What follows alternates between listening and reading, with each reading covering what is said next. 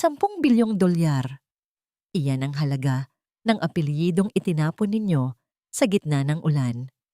Habang nagdiriwang kayo sa marangyang medianoche, hindi ninyo alam na ang babaeng pinalayas ninyong parang aso ang siyang may-ari ng bawat sentimong winawaldas ninyo. Marco, Doña Cielo. Handa na ba kayong matikman ang bagsik ng isang inang inagawan ninyo ng dangal? Sino nga ba ang tunay na pulubi ngayon? Wala ka ng puwang sa bahay na ito, Rina.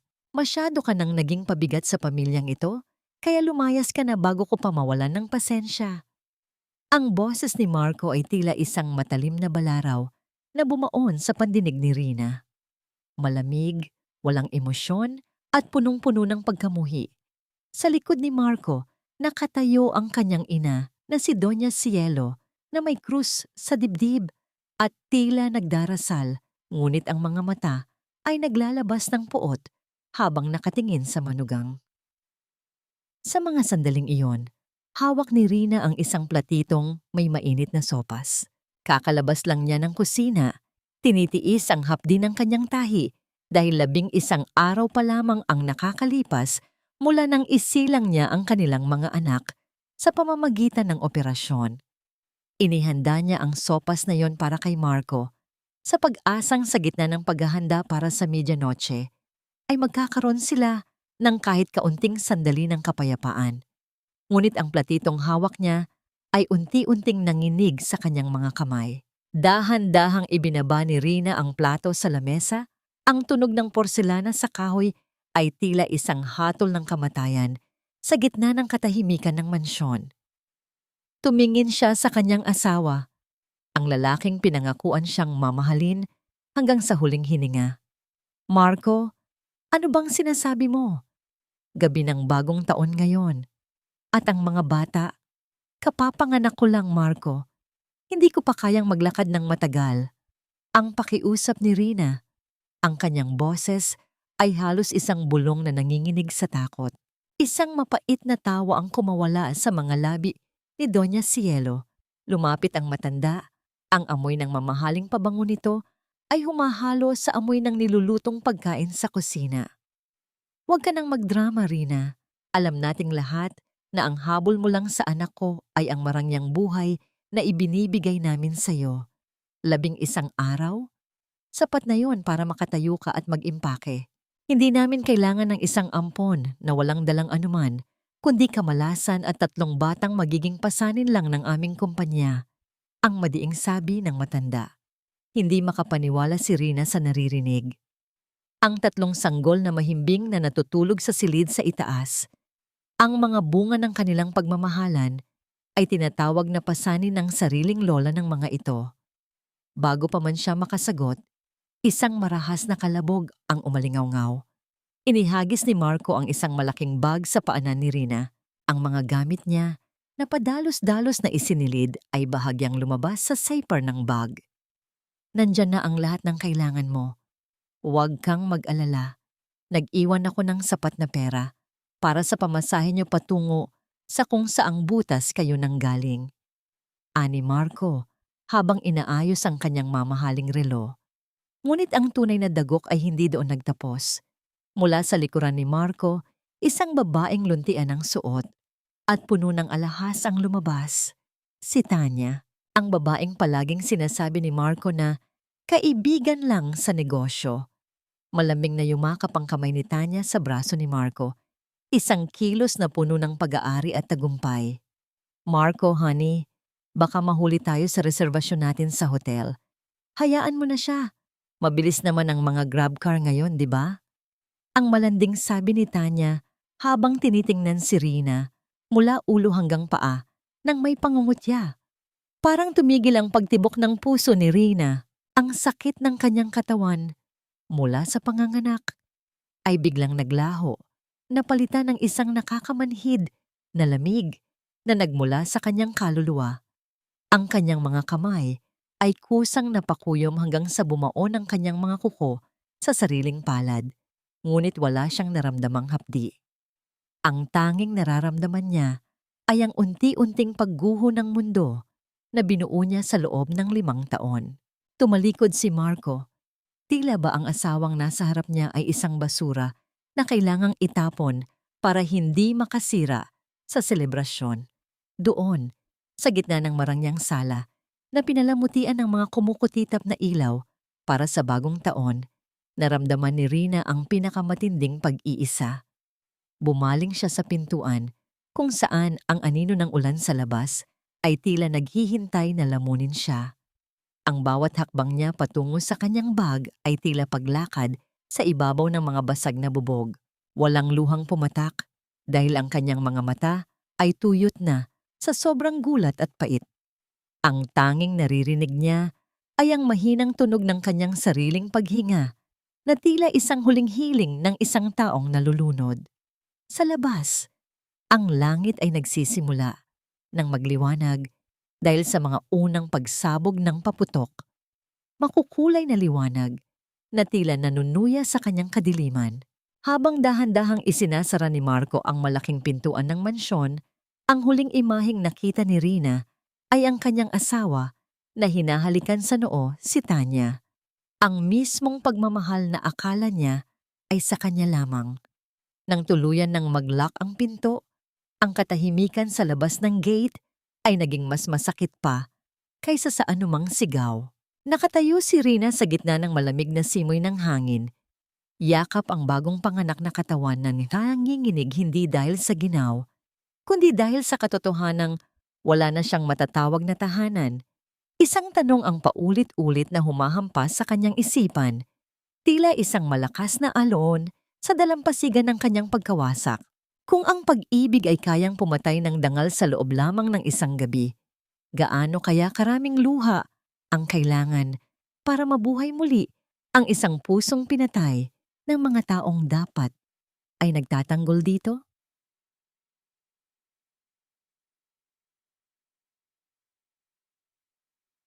Sa ilalim ng makukulay na paputok na nagbibigay buhay sa langit, ang bawat bituin ng apoy ay tila mga luhang naglalagablab na bumabagsak sa mukha ni Rina, na nagpapaalala sa kanya na ang mundo ay nagdiriwang habang siya ay unti-unting namamatay sa loob ng kanyang sariling katawan.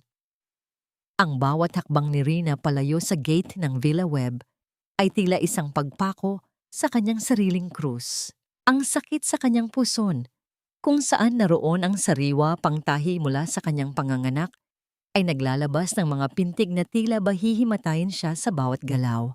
Ngunit wala siyang karapatang mahimatay. Sa kanyang 2 kamay, mahigpit niyang hawak ang 2 portable car seat kung saan nakahiga ang kanyang 2 anak, habang ang pangatlo ay nakatali sa kanyang dibdib gamit ang isang manipis na tela. Ang ulan ay nagsimulang bumuhos ng malakas, hindi bilang isang pagpapala, kundi bilang isang malupit na hagupit ng tadhana. Ang bawat butil ng tubig na tumatama sa kanyang balat ay kasing talim ng mga salitang binitawan ni Marco. Wala siyang masilungan. Ang mga bahay sa paligid ng subdibisyon ay sarado. Ang mga bintana ay naglalabas ng liwanag at ingay ng tawanan. Amoy ng mga masasarap na putahe ng medianoche na tila nanunuya sa kumakalam na sikmura ni Rina. "Tahan na, anak. Tahan na." Ang mahinang bulong ni Rina nang magsimulang umiyak ang sanggol na nasa kanyang dibdib. Ang yak nito ay tila isang punyal na sumasaksak sa kanyang puso. Sinubukan niyang maghanap ng tuyong lugar sa ilalim ng isang maliit na hintuan ng bus, ngunit ang hanging umiihip ay nagdadala pa rin ng lamig na tila nanunuot hanggang sa buto. Doon, sa dilim ng kalsada, naramdaman ni Rina ang tunay na kahulugan ng pagiging mag-isa. Ang mga taong itinuring niyang pamilya ay hinayaan siyang mamatay sa gitna ng gabi. Ang kanyang gatas ay tila natuyo na rin dahil sa tindi ng stress at gutom. Napasandal siya sa malamig na semento, pilit na pinoprotektahan ang mga sanggol mula sa basang hangin. "Diyos ko, maawa po kayo. Huwag po ang mga anak ko." Ang dalangin niya habang ang kanyang paningin ay nagsisimulang lumabo dahil sa pagod at lagnat. na unti-unting sumisibol sa kanyang katawan. Isang matandang babae na may hawak na sira-sirang payong ang dahan-dahang lumapit sa kanya. Ang matanda ay nakasuot ng kupas na duster. Ang kanyang mukha ay puno ng mga kulubot ng panahon, ngunit ang kanyang mga mata ay nagpapakita ng isang uri ng habag na matagal nang hindi nakikita ni Rina sa loob ng bahay ng mga web. Ineng? Bakit ka nandito sa gitna ng ulan kasama ang mga sanggol na ito? Diyos ko, napakalamig ng iyong mga kamay. Ang boses ng matanda ay tila isang mainit na kumot sa gitna ng bagyo. Napaangat ang tingin ni Rina. Lola? Isay? Ikaw ba yan? Ang nangihinang tanong niya. Si Lola Isay ay ang dating labandera ng mga web na tinanggal ni Doña Cielo dahil lamang sa aksidenteng pagkabasag ng isang baso. Rina, Panginoon ko, anong ginawa nila sa'yo? Bakit kanila itinapon sa labas na parang isang basahan? Ang sigaw ng matanda habang mabilis na inilulukob ang kanyang payong kay Rina. Hindi nakasagot si Rina. Ang tanging nagawa niya ay ang yumakap sa tuhod ng matanda at doon ibinuhos ang lahat ng luhang kanina pa niya pinipigilan. Ang kanyang mga balikat ay nanginginig sa bawat hagulhol, isang tunog ng paghihinagpis na tila nagpapatigil sa ingay ng mga paputok sa paligid. Wala na po akong matuluyan, Lola. Wala na. Wala na po kaming pupuntahan. Ang hikbi ni Rina. Inalalayan siya ni Lola Isay na tumayo. Kahit nahirap din ang matanda sa sarili niyang mga rayuma. Huwag kang mag-alala, Ineng. Mayroon akong maliit na barong-barong sa dulo ng kalsadang ito. Hindi ito palasyo, pero tuyo ang sahig doon. Halika, bago pa magkasakit ang mga batang ito. Habang naglalakad sila sa putikan, tumigil sandali si Lola Isay at tinitigang maigi ang mukha ni Rina sa ilalim ng malamig na liwanag ng poste ng ilaw. Isang kakaibang gulat ang rumihistro sa mukha ng matanda. Isang pagkilala na tila ba may nakita siyang isang bagay na matagal nang nawawala. Alam mo ba, Rina, sa tuwing tinitingnan kita, hindi ko nakikita ang isang pulubi. Mayroon kang mga mata na katulad ng sa kaisa-isang tao na iginalang ko sa buong buhay ko. Isang taong hindi mo kilala, pero tila ba ang kanyang dugo ang nananalatay sa iyong mga ugat. Kumunot ang noo ni Rina, ngunit ang tindi ng pagod ay hindi na nagbigay sa kanya ng pagkakataong magtanong pa. Ang mahalaga sa kanya ay ang makahanap ng masisilungan, ngunit bago sila tuluyang makalayo, isang itim na sasakyan na may madilim na salamin ang dahan-dahang dumaan sa kanilang tabi, tumigil ng ilang segundo at pagkatapos ay mabilis na humarurot palayo, na nag-iwan ng isang talsik ng putik sa damit ni Rina. Sino ang nasa loob ng sasakyang yon? At bakit tila sinusundan sila nito mula pa sa Villa Web? Ang bawat barya sa iyong palad ay maaaring maging ginto, ngunit ang bawat luhang pumatak sa iyong mga pisngi ay ang tunay na nagpapatibay sa pundasyon ng iyong magiging paghihiganti. Sa loob ng maliit na barong-barong ni Lola Isay, ang amoy ng lumang kahoy at basang lupa ay humahalo sa amoy ng gatas ng sanggol. Nakaupo si Rina sa isang manipis na banig, pilit na pinapatulog ang isa sa kanyang mga anak, habang ang dalawa pa ay mahimbing nang nakahiga sa isang karton na nilagyan ng makakapal na tela. Ang bawat paghinga ni Rina ay may kasamang hapdi, hindi lamang mula sa kanyang katawan, kundi mula sa katotohanang ang kanyang mga anak ay kailangang magsimula ng taon sa ganitong kalagayan.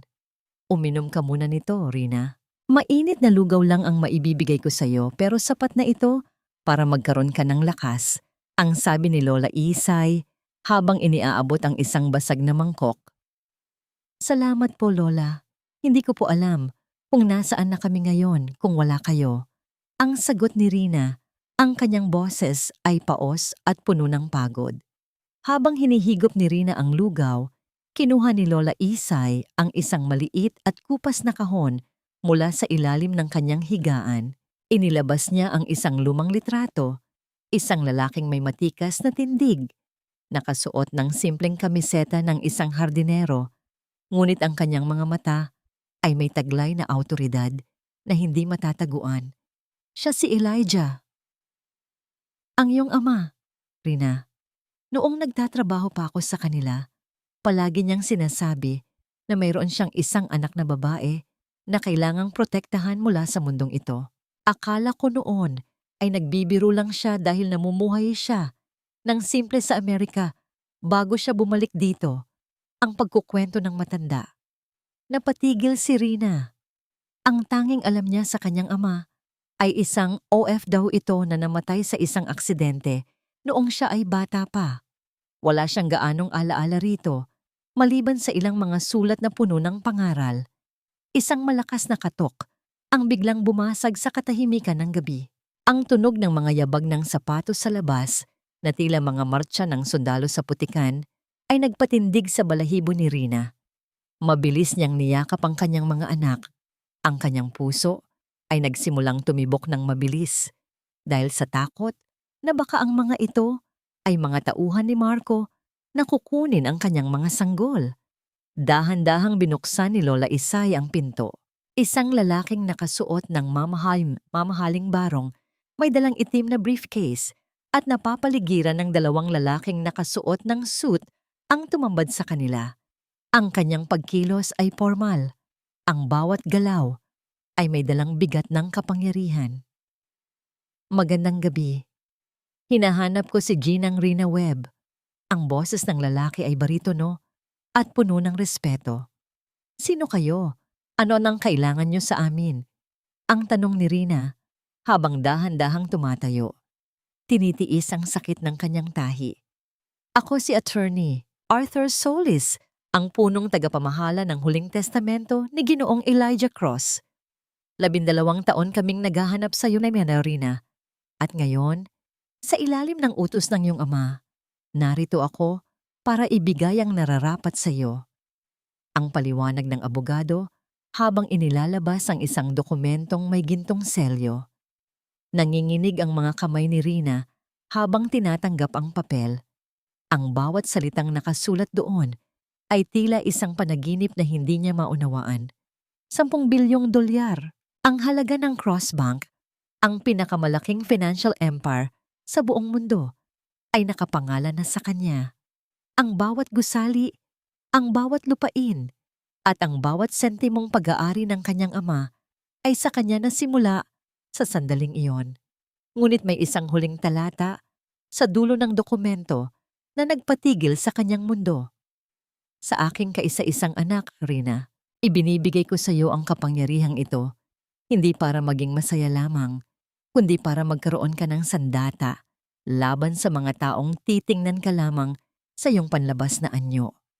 Ang yaman na ito ay magbubukas lamang sa araw na ikaw ay mawalan ng lahat, upang sa muling pagtayo mo, wala nang sino man ang makakapagpabagsak sa iyo.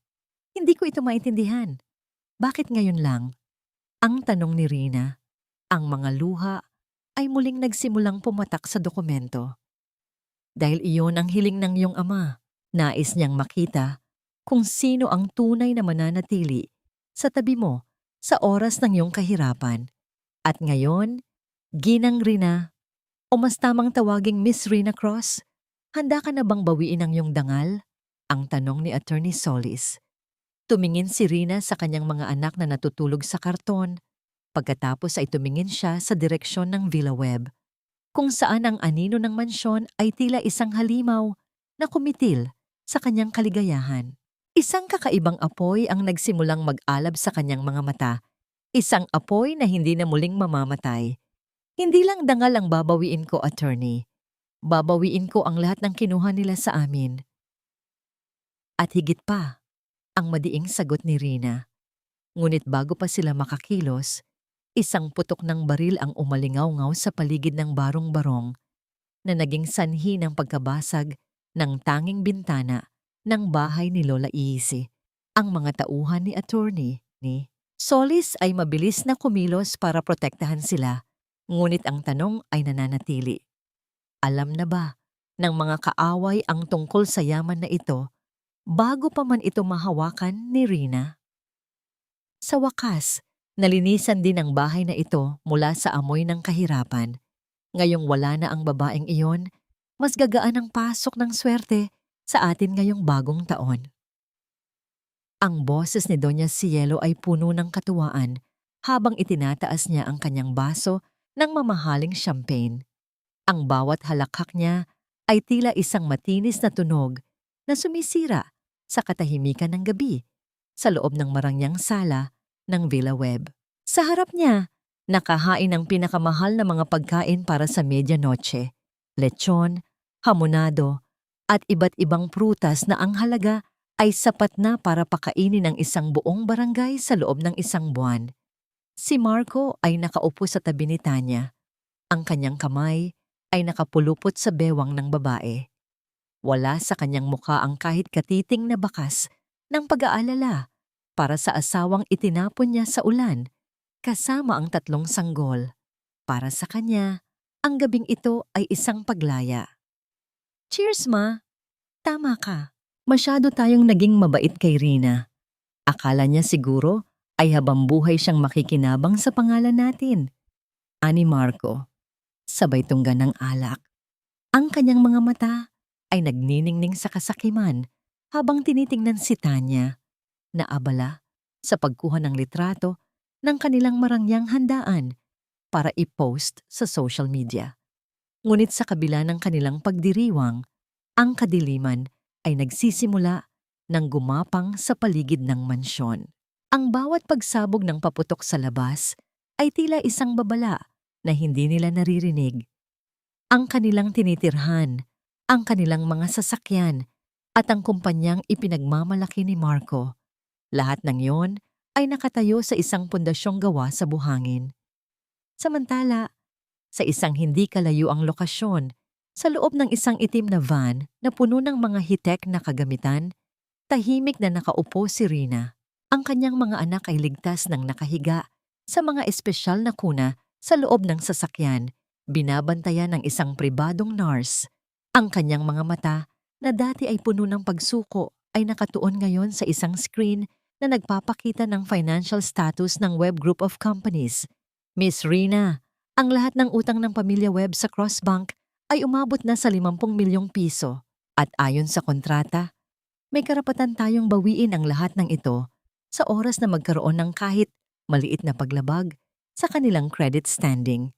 Ang ulat ni Attorney Solis habang maingat na inaayos ang kanyang salamin. Simulan niyo na, Attorney. Huwag niyo silang ititira kahit 1 sentimo. Nais kong maramdaman nila kung paano ang mawalan ng bubong sa gitna ng gabi. Ang malamig na sagot ni Rina. Ang kanyang boses ay wala ng bakas ng takot.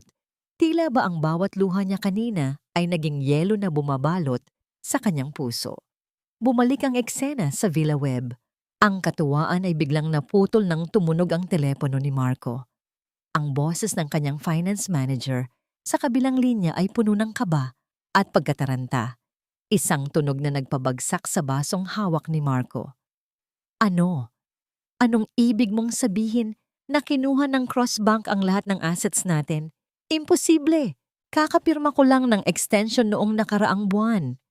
Ang sigaw ni Marco, ang kanyang mukha ay namumutla at nagsisimulang pagpawisan kahit malakas ang aircon.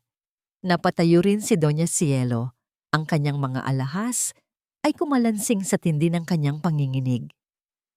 Anong nangyayari, Marco? Bakit ka sumisigaw? Ang bangko, ang Crossbank, kinansela nila ang lahat ng credit lines natin. Kung hindi natin mababayaran ang 50 milyon bukas ng umaga, isasara nila ang kumpanya at kukunin ang bahay na ito. Ang nauutal na paliwanag ni Marco, ang tunog ng isang malakas na kidlat sa labas ay tila sumang-ayon sa balitang yon. Ang marangyang handaan sa kanilang lamesa ay tila naging mapait na lason sa isang saglit. Si Tanya, na kanina ay napakatamis, ay biglang bumitaw sa braso ni Marco at nagsimulang tumingin sa paligid ng may pag-aalinlangan. Sa loob ng van, napanood ni Rina ang lahat ng ito sa pamamagitan ng isang hidden camera na matagal nang nakalagay sa mansyon. Isang mapait na ngiti ang sumilay sa kanyang mga labi habang tinitingnan niya ang kanyang mga anak. Ang gabi ay mahaba pa, Marco, at ang bagong taon na hiniling nyo ay simula pa lamang ng inyong bangungot. Ang bulong ni Rina sa sarili. Ngunit sa gitna ng kanyang tagumpay, isang mensahe ang pumasok sa telepono ni Attorney Solis. Ang kanyang mukha ay naging seryoso at bumaling siya kay Rina nang may pag-aalala. Miss Rina, may problema tayo. May isa pang tao na interesado sa Crossbank at hindi lang siya basta kaaway sa negosyo. Siya ang taong nasa likod ng tangkang pagpatay sa inyo kanina sa barong-barong. Sino ang taong ito na may sapat na lakas para kalabanin ang isang cross? At sapat ba ang yaman ni Rina para protektahan ang kanyang mga anak mula sa isang kaaway na hindi gumagamit ng pera, kundi ng dahas, di ba po si Pete? Ang bawat pilat sa iyong katawan ay hindi tanda ng kahinaan, kundi mga guhit ng isang mapait na nakaraan na magsisilbing mapa patungo sa iyong rurok ng tagumpay. Ang amoy ng antiseptiko at mamahaling lino ang sumalubong kay Rina nang magmulat siya ng kanyang mga mata. Wala na ang tumutulong ulan mula sa butas na bubong. Wala na ang malamig na simoy ng hangin na humahampas sa kanyang basang duster. Sa halip, ang kanyang paligid ay nababalot ng init ng isang silid na tila ba sa panaginip lamang niya nakikita. Ang puting kisame ay may mga detalye ng gintong ukit at ang malambot na kama ay tila yumayakap sa kanyang pagod na katawan. Isang nurse na nakasuot ng malinis na uniforme ang dahan-dahang lumapit sa kanya. Ma'am Rina, gising na po pala kayo. Huwag po muna kayong biglang kikilos. Katatapos lang po naming linisin ang inyong tahi at bigyan kayo ng gamot para sa inyong lagnat. Naramdaman ni Rina ang bahagyang hapdi sa kanyang puson, ngunit hindi na ito katulad ng tindi ng sakit noong siya ay nasa putikan. Tumingin siya sa gilid at nakita ang 3 kuna na yari sa puting kahoy kung saan mahimbing na natutulog ang kanyang mga anak. Ang bawat isa sa kanila ay nakasuot ng malambot na damit, malayo sa basang tela na bumabalot sa kanila kagabi. Nasaan si Attorney? Solis? Ang tanong ni Rina, ang kanyang boses ay mayroon ng mas malinaw na tono. Bagaman naroon pa rin ang bakas ng kapaguran. Narito po ako, Miss Rina. Ang boses ng abogado ay nanggaling sa pinto ng silid. Pumasok siya dala ang ilang mga folder at isang tablet. Nasa loob na kayo ng Cross Estate. Ito ang mansyong itinayo ng inyong ama para sa inyong pagbabalik. Ligtas na po kayo rito. Sa mga sumunod na araw, ang mansyon ay naging isang paaralan para kay Rina. Hindi lamang siya sumailalim sa pisikal na pagpapagaling, kundi pati na rin sa isang mental na pagbabago. Tinuruan siya ni Attorney Solis tungkol sa lawak ng kanyang pag-aari, mula sa mga shares sa iba't ibang bansa hanggang sa mga kumpanyang hawak ng Crossbank. Ngunit higit sa lahat, tinuruan siya kung paano maging isang pinuno. Ang isang cross ay hindi sumasagot ng may galit, Miss Rina. Sumasagot tayo ng may resulta, ang paalala ni Attorney Solis habang naglalakad sila sa malawak na library ng mansyon. Ang inyong kabaitan ay isang hiyas. Ngunit sa mundong papasukin nyo, kailangan nyo itong balutin ng bakal. Dumating ang sandaling kailangang humarap ni Rina sa salamin. Nakatayo siya sa harap ng isang malaking floor-length mirror sa loob ng kanyang walk-in closet. Ang babaeng nakita niya ay hindi na ang Rina ang katulong o ang Rina na biktima. Ang kanyang buhok ay maingat na naayos. Ang kanyang balat ay nagkaroon muli ng sigla at ang suot niyang itim na silk dress ay tila ba nagbibigay sa kanya ng isang aura ng kapangyarihan na hindi niya akalain na taglay niya. Dahan-dahang hinawakan ni Rina ang kanyang mukha sa salamin. Ang mga mata na dati ay puno ng luha ay mayroon na ngayong kislap ng isang mapanganib na talino. Hindi na siya ang babaeng nagmakaawa kay Marco. Siya na ang babaeng pagmamakaawaan ng lahat. Handa na ang lahat para sa pagbagsak ng web group, Miss Rina, ani Attorney Solis habang iniabot ang huling dokumento. Mayroon silang isang malaking proyekto, ang Skyline Towers. Ito ang tanging pag-asa ni Marco para mabawi ang lahat ng kanilang utang. Bukas ang kanilang huling bidding. Isang malamig na ngiti ang sumilay sa mga labi ni Rina. Ang bawat alaala ng pagtulak sa kanya ni Marco sa ulan, ang bawat panlalait ni Doña Cielo, ay naglaro sa kanyang isipan na tila isang pelikula. Ang awa na dati niyang nararamdaman ay unti-unting napapalitan ng isang kalkuladong hangarin para sa katarungan. Ilang porsyento ng materyales para sa proyektong yan ang kinukuha nila mula sa ating mga supplier? Ang tanong ni Rina habang dahan-dahang isinusuot ang isang diamanteng kwintas na pagmamay-ari ng kanyang ama. Halos 80% po, ma'am, sagot ng abogado. Mabuti. Putulin niyo ang lahat ng supply. Ngayon din, nais kong makita ang mukha ni Marco kapag nalaman niyang ang proyektong itinuturing niyang tagapagligtas ay magiging kabaong ng kanyang pangarap, ang utos ni Rina.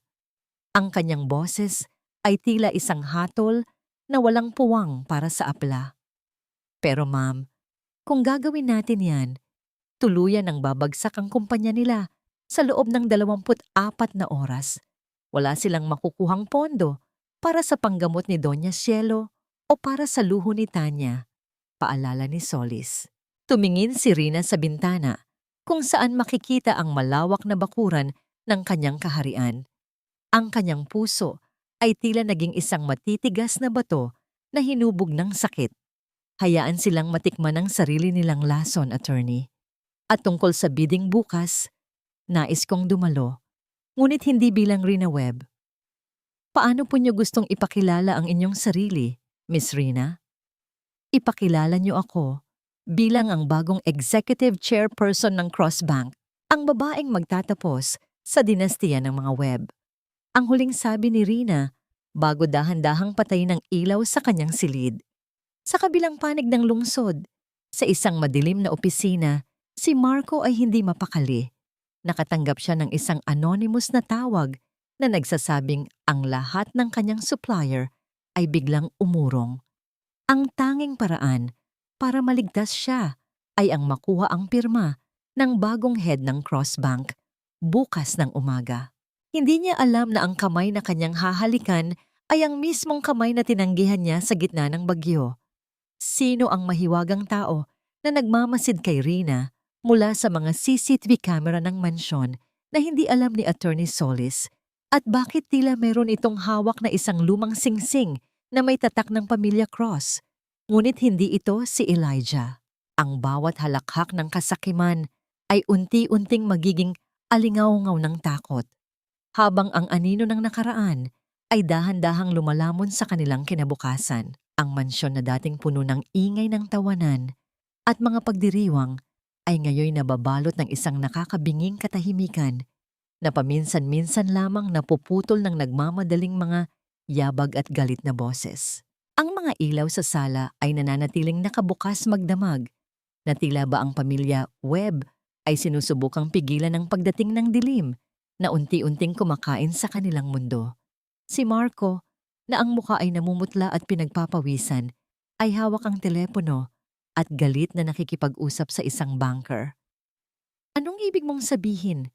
Na hindi na kayo pwedeng magbigay ng extension? Ang buong pamilya namin ay kliyente nyo sa loob ng 30 taon. Ito ang pinakamalaking proyekto ng Webb Group. Are you telling me na wala na kayong tiwala sa amin? Just like that? Sa kabilang linya, tila hindi natinag ang boses ng banker. Pasensya na po, Mr. Webb. Strictly business po ito.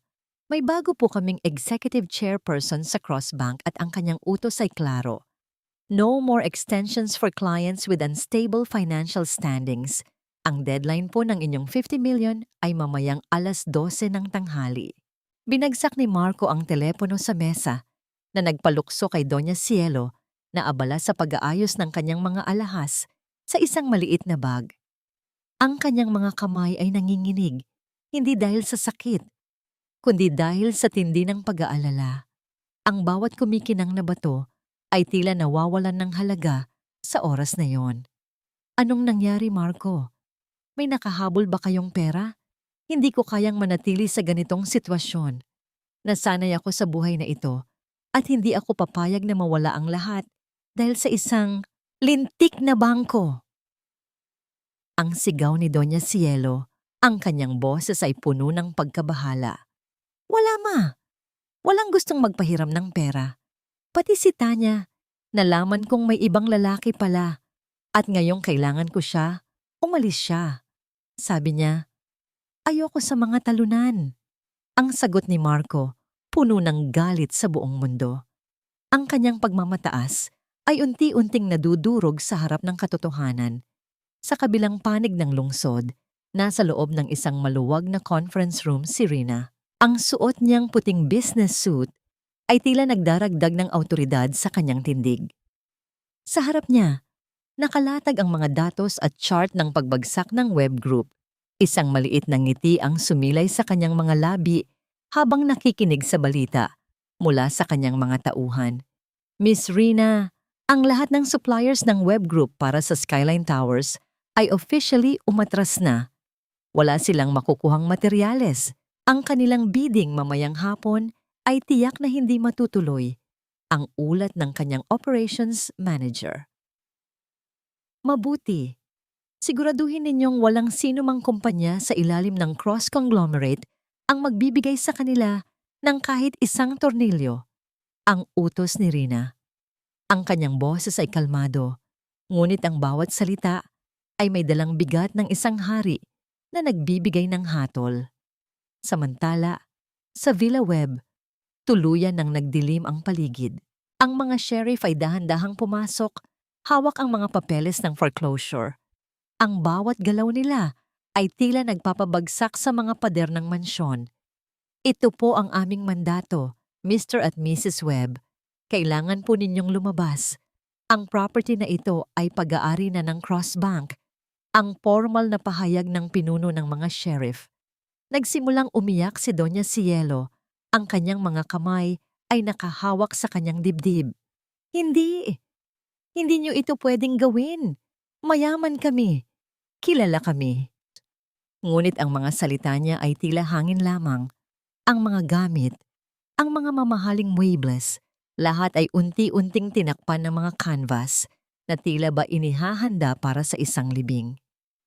Sa gitna ng kaguluhan, nakita ni Marco ang isang lumang litrato ni Rina na nahulog mula sa isang nabasag na frame. Ang litrato ay kuha noong sila ay ikinasal, kung saan si Rina ay nakangiti ng buong tapat, puno ng pag-asa. Ngayon, ang litratong yon ay nakayapak sa putik, katulad ng kung paano niya itinapon ang babae sa ulan. Biglang may tumawag kay Marco. Ito ang numero ng Cross Bank. Isang formal na boses ang narinig niya. Mr. Marco Webb, pinakikiusapan po kayo ng Executive Chairperson ng Cross Bank na humarap sa kanya mamayang 3:00 ng hapon para sa isang urgent meeting tungkol sa inyong utang. This is your last chance to negotiate. Kumapit si Marco sa ideyang yon na tila ito ang kanyang huling hininga. Sige, pupunta ako. Sabihin niyo sa kanya, pupunta ako. Ibinaba ni Marco ang telepono. Ang kanyang puso ay puno ng pag-asa na baka sakaling may matirang awa ang bagong pinuno ng bangko. Ngunit hindi niya alam na ang executive chairperson na kanyang haharapin ay ang mismong babaeng pinagkaitan niya ng awa. Sino ang nagpadala ng isang text message kay Doña Cielo na nagsasabing, ang iyong anak ay magsisimula ng bayaran ang kanyang utang sa akin? At bakit ang numero ng text ay hindi makita sa anumang database ng telepono? Mayaman ka pa ba kung ang bawat sentimong hawak mo ay hiram lamang sa taong itinapon mo nang walang pakundangan sa gitna ng unos? Ang bawat hakbang ni Marco sa loob ng lobby ng Cross Bank Headquarters ay tila paglakad sa ibabaw ng mainit na uling. Ang marangyang sahig na gawa sa puting marmol ay tila nanunuya sa kanyang maruming konsensya. Inayos niya ang kanyang kurbata sa harap ng malaking salamin, ngunit ang nakita niya ay isang lalaking may nanginginig na mga kamay at mga matang puno ng takot. Ang kanyang mamahaling suit na dati ay simbolo ng kanyang kapangyarihan ay tila isang masikip na kabaong na sumasakal sa kanyang paghinga. Sumakay siya sa elevator patungo sa pinakamataas na palapag. Ang bawat palapag na nadadaanan ay nagpapatibay sa katotohanang ang mundong kanyang kinagagalawan ay pag-aari ng taong hindi pa niya nakikilala. Pagbukas ng pinto ng executive suite, ang amoy ng sariwang rosas at mamahaling leather ang sumalubong sa kanya. Ang katahimikan sa loob ng silid ay tila isang mabigat na kumot na nagpapabigat sa bawat pintig ng kanyang puso. Magandang hapon, Mr. Webb. Hinihintay na kayo ng chairperson sa loob. Ang sabi ng isang sekretarya na ang boses ay kasing lamig ng aircon sa loob ng opisina. Dahan-dahang binuksan ni Marco ang malaking pintuan na gawa sa mahogany. Doon, sa harap ng isang malawak na bintana na nakatanaw sa buong lungsod, ay isang malaking upuan na nakatalikod sa kanya. Ang tanging nakikita niya ay ang silhouette ng isang babae. Ang mahaba at itim nitong buhok na maayos na nakapusod at ang isang kamay na may hawak na gintong fountain pen. Magandang hapon po, Ma'am Chairperson.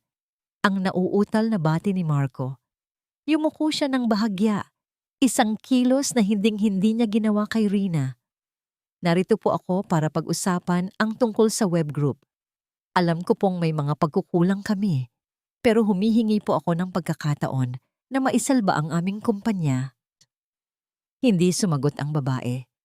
Ang tanging tunog sa loob ng silid ay ang mahinang pag-ikot ng ceiling fan na tila isang orasan na nagbibilang ng huling sandali ni Marco. Ma'am, kailangan ko po ang inyong tulong. Ang Skyline Towers ay buhay ng aming pamilya. Kung babawin niyo ang aming pondo, mawawalan kami ng lahat. Ang aking ina, siya ay may sakit at ang aking mga anak. Napatigil si Marco nang marinig niya ang isang mahinang tawa mula sa babaeng nakatalikod. Isang tawa na puno ng pait at pangungutya. Ang iyong mga anak? Ang boses ng babae ay mababa. Tila isang bulong na nanggagaling sa kailaliman ng isang sugatang puso. Naalala mo ba ang iyong mga anak, Marco? Noong itinulak mo sila palabas ng iyong bahay sa gitna ng ulan? Naalala mo ba ang kanilang iyak habang tinatalikuran mo sila para sa isang babaeng hindi ka naman kayang mahalin sa oras ng iyong kahirapan? Ang bawat salita ng babae ay tila isang sampal sa mukha ni Marco. Ang kanyang tuhod ay nagsimulang manghina. Ang boses na yon, pamilyar ito, ngunit imposible. Ang Rina na kilala niya ay isang mahina at piping babae na walang kakayahang lumaban. Sa sino ka? Bakit mo alam ang mga bagay na yon? Ang tanong ni Marco. Ang kanyang boses ay nanginginig sa takot at kalituhan. Dahan-dahang inikot ni Rina ang kanyang upuan. Ang kanyang pagkilos ay banayad. Tila isang reyna na naghahanda para sa isang huling hatol, habang dahan-dahang nagpapakita ang kanyang mukha. Ang liwanag mula sa bintana ay tumama sa kanyang mga mata. Mga matang walang bakas ng awa, kundi puno ng apoy ng katarungan. Ang mga dokumentong hawak ni Marco ay dahan-dahang nagkalat sa sahig. Ang mga papel ay tila mga tuyong dahon na nalaglag mula sa isang patay na puno. Ang kanyang bibig ay bumukas, ngunit walang boses na lumabas. Ang kanyang balat ay naging kasing puti ng papel, at ang kanyang mga mata ay nanlaki sa tindi ng gulat. Rina? Ang sa wakas ay naibulalas ni Marco. Hindi na ako si Rina na itinapon mo sa putikan, Marco. Ang malamig na sagot ni Rina habang dahan-dahang tumatayo. Lumapit siya sa lamesa. Ang bawat hakbang ng kanyang sapatos ay tila isang martilyo na nagpapako sa huling pag-asa ni Marco. Ako si Rina Cross, ang babaeng nagmamay-ari ng bawat hibla, ng damit na suot mo, ng bawat kusing na nasa bulsa mo, at ng bawat pader na itinuturing mong tahanan. Napaluhod si Marco sa sahig, hindi dahil sa galang, kundi dahil hindi na kaya ng kanyang mga binti na dalhin ang bigat ng kanyang kasalanan. Rina, please, patawarin mo ako. Hindi ko alam. Ang pagsusumamo ni Marco, ang kanyang mga kamay ay pilit na gustong humawak sa paa ni Rina. Ngunit bago pa niya ito magawa, ang pinto ng opisina ay biglang bumukas. Pumasok ang mga security guard, kasama si Attorney Solis. Miss Rina, may tawag mula sa ospital. Si Doña Cielo? Dinala siya sa emergency room. Ngunit ang kailangan niyo pong malaman ay ang tungkol sa DNA test na ipinagawa niyo para sa inyong ama. Ang sabi ni Attorney Solis nang may pag-aalala. Napatigil si Rina. Ano ang kinalaman ng DNA test sa kanyang ama? At bakit tila may isang lihim pa na hindi niya alam tungkol sa kanyang pagkatao na maaaring bumago sa lahat, kabilang na ang kanyang karapatan sa Crossbank? Ang katotohanan ay tila isang nakatagong patalim. Sa oras na mahugot ito mula sa dilim, maaari nitong isalba ang iyong buhay o hiwain ng tuluyan ang natitira mong pag-asa. Ang hangin sa loob ng executive office ay tila naging yelo. Si Marco, na nakaluhod pa rin sa sahig at napapalibutan ng mga nakakalat na papeles, ay tila nakalimutan pansamantala ang sariling trahedya. Ang atensyon ng lahat ay nakatuon sa pulang envelope na hawak ni Attorney Solis na nanginginig ang mga daliri. Kinuha ni Rina ang envelope. Ang kanyang mga mata, na kanina ay nag-aapoy sa galit laban kay Marco, ay biglang napalitan ng kalituhan. Binuksan niya ang selyo ng dahan-dahan. Ang tunog ng pinupunit na papel ay tila kuko na kumakalmot sa katahimikan ng silid. Habang binabasa niya ang mga letrang nakalimbag sa dokumento, ang kanyang mundo ay tila umiikot. Isang kapatid na babae? Kalahating kapatid? Ang bulong ni Rina, ang kanyang boses ay mahina at nagtataka. Tiningnan niya si Attorney Solis. Sino siya, Attorney? Paano na nangyari ito? Bago pa man nakilala ng iyong ama ang iyong ina, Miss. Rina, mayroon siyang naging nobya na iniwan niya dahil sa pagtutol ng pamilya Cross. Ang babaeng iyon ay nagbuntis at ayon sa investigasyon ng aming ahensya, ang bata, ang iyong kapatid, ay si Tanya. Ang pangalang iyon ay tila isang bomba na sumabog sa loob ng opisina. Napatayo si Marco, ang kanyang mga mata ay nanlaki. Tanya, ang kabit ko? Siya ang kapatid mo? Isang mapait at tuyong tawa ang kumawala mula kay Rina. Tanya, ang babaeng pinalit mo sa akin, ang babaeng humikayat sa inyo ni Doña Cielo na itapon ako sa ulan. Tumingin si Rina kay Marco nang may labis na pandidiri. At ngayon, sasabihin niyo sa akin na ang babaeng sumira sa aking pamilya ay may dugo ng aking ama? Kinuha ni Rina ang isang tigpisong barya mula sa kanyang bulsa at itinapon ito sa mukha ni Marco. Ang barya ay tumama sa noo ni Marco bago gumulong sa sahig. Kunin mo iyan, Marco. Yan ang halaga mo ngayon. Ginawa mo ang lahat para sa pera at ang naging kapalit mo ay isang babaeng ginamit ka rin lang pala para sa kanyang sariling layunin. Hindi nakapagsalita si Marco. Ang kanyang pagkatao ay unti-unting nadudurog sa bigat ng karma na patuloy na bumabagsak sa kanya. At attorney, binaling ni Rina ang atensyon sa abogado. Kung kapatid ko si Tanya, ibig bang sabihin ay may kahati ako sa yaman ng Crossbank? Iyon ang komplikasyon, Miss Rina, ayon sa batas. Dahil hindi siya kinilala ng iyong ama, wala siyang automatikong karapatan sa mana. Ngunit, kung mapatunayan niya sa korte na siya ay isang lehitimong tagapagmana, maaari niyang i-freeze ang lahat ng inyong assets habang umaandar ang kaso. At kung mangyari iyon, makakawala ang mga web sa kanilang utang dahil masususpinde ang operasyon ng bangko. Paliwanag ni Attorney Solis nang may bakas ng kaba. Kumurap si Rina. Ang laban ay hindi pa tapos. Ang kanyang paghihiganti kay Marco ay isa pa lamang pagsisimula sa isang mas madugong labanan. Pinalabas ni Rina ang mga security guard. Iniiwan silang tatlo sa loob ng opisina. Lumapit siya kay Marco na ngayon ay tila isang basang aso na walang ibang magawa kundi ang yumuko. Narito ang deal mo, Marco, ang sabi ni Rina. Ang kanyang tono ay kasing tigas ng bakal. Bibigyan kita ng isang pagkakataon na mapatagal ang pagpapalayas sa inyo sa VillaWeb ng 1 linggo para may oras kayong mailipat ang nanay mo sa isang public hospital. Umasa ang mga mata ni Marco. Gagawin ko ang lahat, Rina. Kahit ano. Magandang pakinggan. Kailangan kong idiskaril si Tanya bago pa siya makakuha ng abogado para i-file ang kaso niya. Gusto kong ikaw mismo ang magbigay sa akin ng mga ebidensya ng kanyang pagnanakaw sa inyong kumpanya at ng mga palihim na pakikipag-ugnayan niya sa mga kakompetensya ng Crossbank. Dahil alam ko na kaya mo siya kinakasama noon ay dahil hinahayaan mo siyang mangialam sa mga accounts niyo. Napalunok si Marco. Kung gagawin niya iyon, tuluyan na niyang sisirain ang babaeng minahal niya. Ngunit kung hindi, mamatay sila ng kanyang ina sa gutom. At tandaan mo, Marco, ang idinagdag ni Rina, ang kanyang mukha ay inilapit sa mukha ng dating asawa.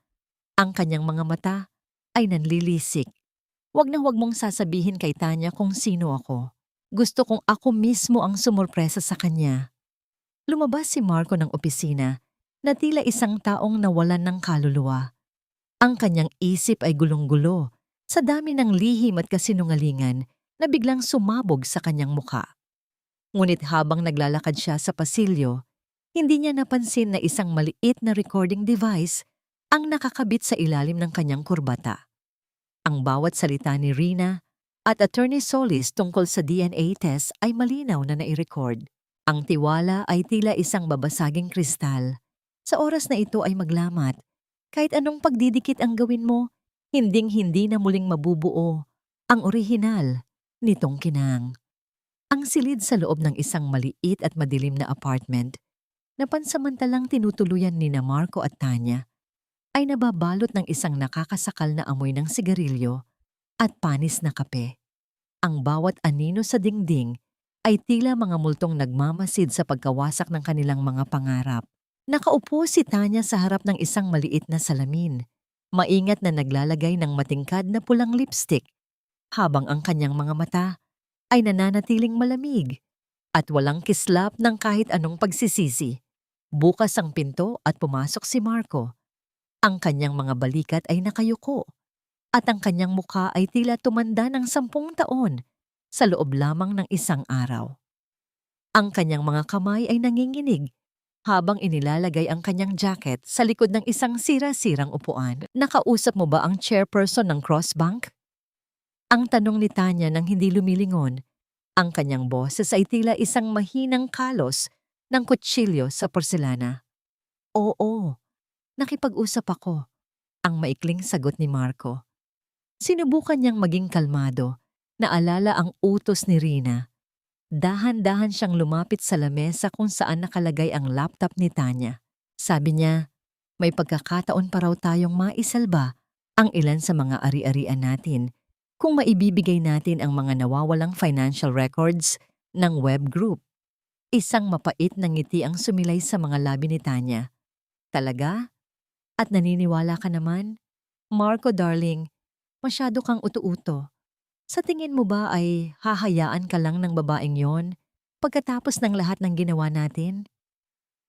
Itinigil ni Tanya ang paglalagay ng lipstick at tinitigan ng sarili sa salamin. Kinuha niya ang isang litrato ni Doña Celo na nakalagay sa ibabaw ng lamesa at dahan-dahang ginupit ang mukha nito gamit ang isang maliit na gunting. Ang bawat gupit ay tumpak at walang pag-aalinlangan, isang kilos na nagpapakita ng kanyang kawalan ng pakiramdam sa pamilyang nagpatuloy sa kanya. Bakit mo ginagawa yan, Tanya? Ang tanong ni Marco. Ang kanyang boses ay puno ng takot. Ang nanay ko, kailangan niya ng tulong natin. Bakit tila wala kang pakialam? Pakialam? Marco, gising! Ang sigaw ni Tanya habang humaharap sa kanya. Ang mga mata ay nanlilisik sa galit. Ginagamit lang kita. Akala mo ba ay mahal kita? Ikaw ang susi ko para makapasok sa mundo ng mga mayayaman. Pero ngayong wala ka ng silbi, Bakit pa ako magsasayang ng oras sa'yo? At sa matandang yon na walang ginawa, kundi laitin ang pinagmulan ko. Napahawak si Marco sa lamesa para hindi matumba. Ang bawat salita ni Tanya ay tila isang matinding dagok na mas masakit pa kaysa sa pagkawala ng kanyang yaman. Alam ko na ang lahat, Marco. Ang dagdag ni Tanya habang inilalabas ang recording device mula sa kanyang bag. Alam ko na si Rina ang chairperson at alam ko rin na magkapatid kami. Akala niyo ba ay malalamangan niyo ako? Isang malakas na sampal ang dumapo sa mukha ni Marco nang subukan niyang agawin ng recorder. Ang lakas ng impact ay nagdulot ng isang maliit na sugat sa labi ni Marco at ang lasa ng dugo ay tila naging huling hudyat ng kanyang paggising mula sa isang mahabang bangungot. Kung magkapatid kayo, bakit mo siya ginaganito? Bakit mo kami sinisira? Ang tanong ni Marco, ang kanyang boses ay puno ng pait. Dahil siya ang kinuha ng ating ama. Siya ang lumaking may ginto sa bibig habang ako ay lumaki sa dumi at gutom. Karapatan ko ang kalahati ng cross bank at kukunin ko yon. Kahit kailangan ko pang dumanak ang dugo sa bawat palapag ng gusaling iyon. Ang bulyaw ni Tanya. Tumalikod si Tanya at nagsimulang mag-impake ng kanyang mga gamit. Ngunit sa kanyang pagmamadali, hindi niya napansin na si Marco ay dahan-dahang kinuha ang kanyang cellphone na nakabukas pa ang folder ng mga lihim na bank accounts at mga transaksyon sa mga kalaban ng cross-bank. Mabilis na ipinadala ni Marco ang lahat ng impormasyong yon sa email ni Rina. Nang lumingon si Tanya, nakita niyang hawak ni Marco ang telepono. Ang kanyang mukha ay naging kasing itim ng gabi sa tindi ng puot. Anong ginagawa mo, Marco? Ang malamig na tanong ni Tanya habang dahan-dahang binubuksan ang drawer ng lamesa kung saan nakatago ang isang maliit na baril. Ang ginto ay walang halaga kapag ang bawat pintig ng iyong puso ay binabayaran ng iyong sariling dangal. Sa huli, ang pinakamayamang tao ay hindi ang may punong kaban, kundi ang may malinis na budhi sa gitna ng unos. Ang bawat segundo sa loob ng presinto ay tila isang oras ng paghihirap para kay Tanya. Ang malamig na bakal ng rehas ay tila nanunuot sa kanyang balat, isang matinding kaibahan sa malambot na seda na nakasanayan niyang isuot. Nakaupo siya sa isang matigas na bangko, ang kanyang pulang lipstick ay bahagyang kumalat na, at ang kanyang buhok na dati ay laging maayos ay gulo-gulo na ngayon. Ang bawat sulyap ng mga pulis at ng iba pang mga bilanggo ay tila 1,000 karayom na tumutusok sa kanyang pagkatao. Samantala, sa isang pampublikong ospital, ang amoy ng luma at maruming paligid ang sumalubong kay Doña Cielo. Nakahiga siya sa isang stretcher sa pasilyo dahil wala nang bakanting silid. Ang ingay ng mga umiiyak na pasyente at ang init ng siksikang lugar ay tila isang impyerno. Para sa isang babaeng dati ay hindi tumatapak sa sahig na hindi gawa sa marmol. Ang kanyang mga kamay, na dati ay puno ng mga diamante, ay nanginginig na ngayon habang hawak ang isang gusot na kumot. Marco, nasaan na ang mga gamot ko? Bakit tayo narito sa lugar na ito? Hindi ko kaya rito, Marco. Ang mahinang reklamo ni Doña Cielo, ang kanyang boses ay puno ng pait at takot. Si Marco, na nakatayo sa tabi ng kanyang ina, ay hindi makatingin ng direkta. Ang kanyang bulsa ay walang laman. Ang huling 100 piso na hawak niya ay nagamit na para sa pamasahe patungo sa ospital.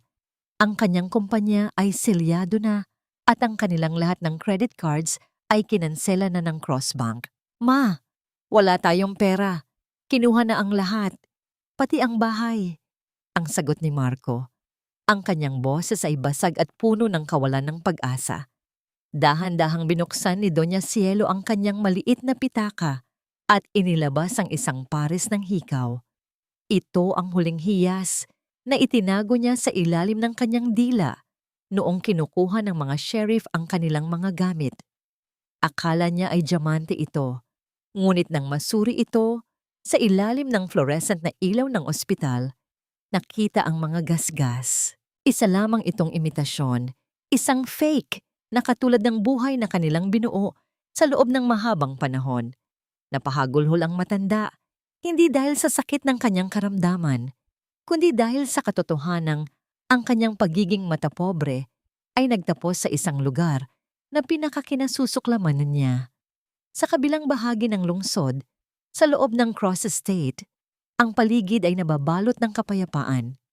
Nakatayo si Rina sa malawak na terrace, pinapanood ang paglubog ng araw habang iniinom ang kanyang tsaa. Sa loob ng silid, naririnig ang mahinang tawa ng kanyang 3 anak na nakikipaglaro kay Lola Isay. Ang bawat tunog ng kanilang katuwaan ay tila isang himig na nagpapahilom sa bawat sugat sa puso ni Rina. Miss Rina, tumawag po ang ospital. Ang web group ay wala ng pondo para bayaran ang confinement ni Doña Cielo. Ayon sa balita, si Marco ay nagmamakaawa sa mga nurse na huwag munang ilabas ang kanyang ina. Ang ulat ni Attorney Solis habang papalapit. Hayaan silang makita ang mukha ng kahirapan, attorney. Noong ako ang nasa labas ng kanilang gate, hindi nila tinanong kung nasaan ang mga anak ko o kung may pambili ba ako ng gamot. Ang malamig na sagot ni Rina. Ngunit sa likod ng kanyang lamig, may isang bahagi ng kanyang puso na kumikirot pa rin. Hindi dahil sa awa sa mga web, kundi dahil sa alaala ng babaeng dati niyang minahal. Si Rina na naniniwala pa sa kabutihan. Dahan-dahang pumasok si Rina sa loob ng silid at kinuha ang kanyang mga anak. Niyakap niya ang mga ito ng mahigpit. Ang kanyang mukha ay ibinaon sa malambot na balat ng mga sanggol.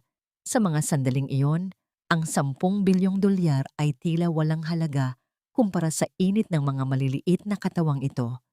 Maging malakas kayo mga anak. Hinding-hindi ko hahayaan na maranasan niyo ang naranasan ko. Ang bulong ni Rina. Isang itim na sobre ang iniabot ni Attorney Solis kay Rina. Galing po ito kay Tanya. Mula sa loob ng kulungan, nais daw niyang makipag-deal. Binuksan ni Rina ang sobre. Isang piraso ng papel ang nasa loob na may nakasulat na isang address at isang pangalan, Gabriel Cross. Ang tunay na katarungan ay hindi matatagpuan sa dami ng salaping iyong napanalunan, kundi sa lalim ng yukod ng mga taong dati ay tumitingala sa iyo ng may pangungutya habang ikaw ay nasa paanan ng kanilang mga pader. Ang liwanag ng mga kristal na chandelier sa loob ng Grand Ballroom ng Manila Hotel ay tila naglalaban sa kislap ng mga diamanteng suot ng mga panauhin. Ito ang gabi ng Cross Foundation Gala, isang pagtitipon ng pinakamakapangyarihang tao sa bansa. Ang amoy ng mamahaling wine at ang mahinang himig ng mga biolin na tumutugtog sa sulok ay nagbibigay ng isang aura ng kasaysayan at yaman. Sa gitna ng lahat ng ito, nakatayo si Rina. Ang kanyang gown na kulay dugo ay tila isang babala sa lahat ng naroon, na ang babaeng ito ay hindi na ang biktima ng kahapon. Sa labas ng malaking salamin na pinto, isang anino ang pilit na kumakawala sa pagkakahawak ng mga security guard. Isang matandang babae na nakasuot ng kupas na duster na tinakpan ng isang lumang shawl. Ang kanyang mukha ay puno ng pawis at ang kanyang mga mata ay nanlalabo sa tindi ng pagod at sakit.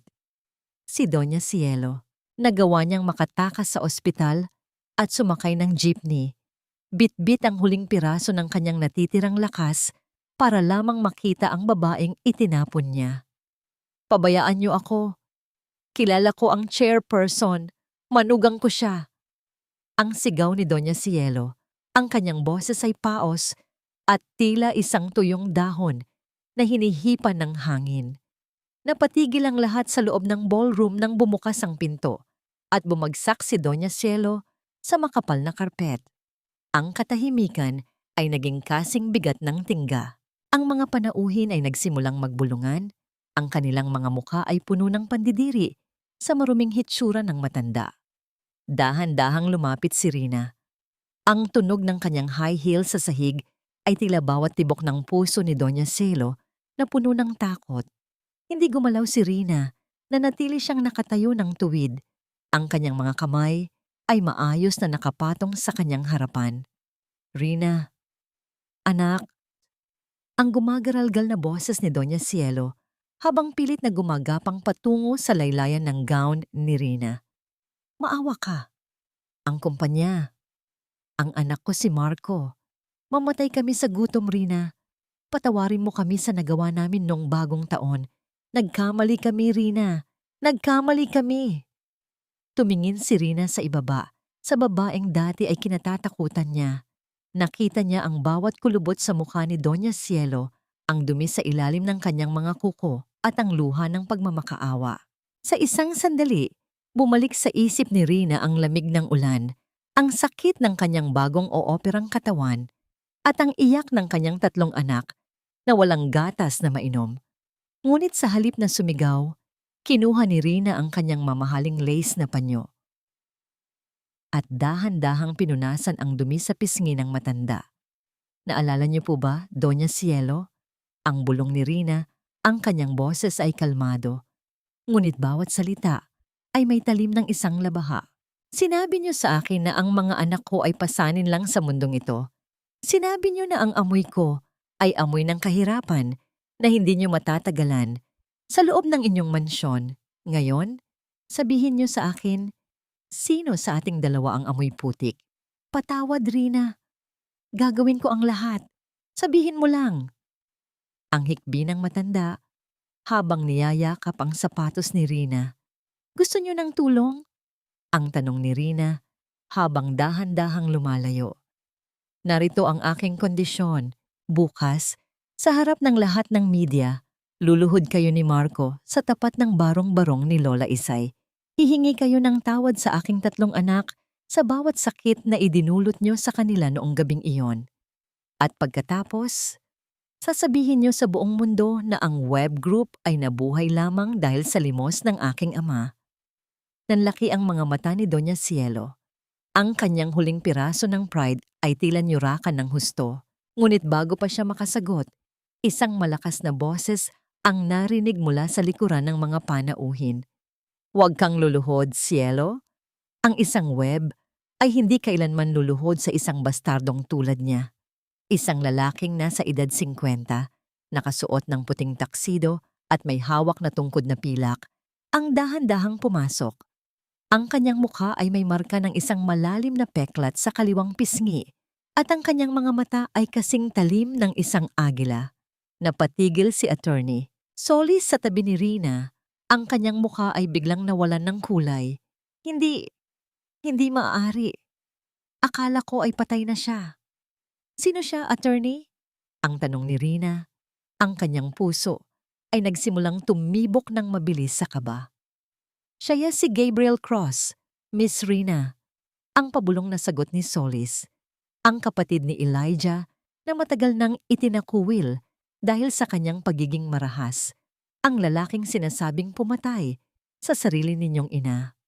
Hindi sapat ang lahat ng ginto sa mundo para hugasan ang dugo sa iyong mga kamay, Gabriel Cross. Ang bawat hakbang mo sa ballroom na ito ay isang insulto sa alaala ng aking ina. Ang mga salitang ito ay lumabas sa mga labi ni Rina habang ang kanyang buong katawan ay nanginginig sa kaba. Ngunit ang kanyang mga mata ay nanatiling nakatitig ng matapang sa kanyang tito. Ang paligid ay nababalot ng isang nakakasakal na tensyon. Ang mga panauhin ay tila naging mga estatwa, hindi makapaniwala sa drama na nagaganap sa harap nila. Ang bawat pintig ng puso ni Rina ay tila isang tambol na nagbababala ng isang paparating na unos. Sa likod ni Gabriel, dahan-dahang lumapit si Marco.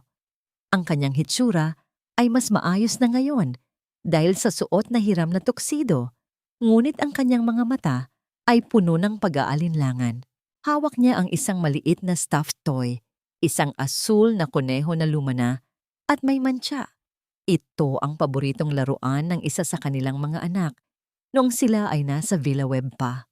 Rina, kailangan nating mag-usap, hindi para sa akin, kundi para sa mga bata. Ang pabulong na sabi ni Marco habang sumisingit sa pagitan ni Gabriel at Rina. Napalingon si Rina sa stuffed toy. Sa isang saglit, ang kanyang matigas na puso ay tila nakaramdam ng isang pamilyar na hapdi. Ang bawat alaala ng kanilang masasayang sandali. Bago pumasok ang kasakiman at bago siya itinapon sa ulan, ay tila mga multong humahaplos sa kanyang kaluluwa. Tumingin siya kay Marco at nakita ang mga luhang tila tapat sa mga mata nito. Gusto ko lang makita ang mga anak ko, Rina. Patawarin mo ako. Nabulag ako ng pera at ng aking ina. Pero hindi ko kayang mawala kayo. Ang pagsusumamo ni Marco, ang kanyang boses ay puno ng emosyon na tila ba handa siyang magbago. Halos mabitawan ni Rina ang kanyang hawak na baso ng wine. Isang bahagi ng kanyang pagkatao ang gustong maniwala. Isang bahagi ng kanyang pagiging ina ang nagnanais na magkaroon ng ama, ang kanyang mga anak. Ngunit bago pa siya makasagot, nakita niya ang isang mabilis na senyas mula kay Gabriel patungo kay Marco. Isang sulyap na puno ng malisya at pagkakaintindihan.